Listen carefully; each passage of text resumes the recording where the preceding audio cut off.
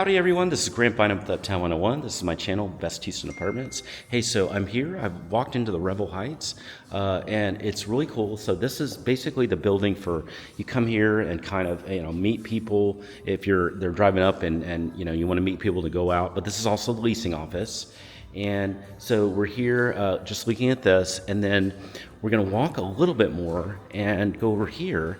And we're going to check out, there's the restrooms here, and then there's kind of another area that's over here. So this is just another couple of places to sit. There's some free coffee.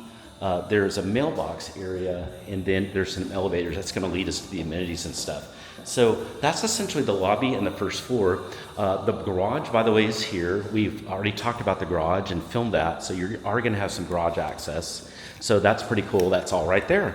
So now, hey, let's go ahead and take some steps and go up and see some amenities. If you have any questions about anything you're seeing, send me a text. Just ask it on the text.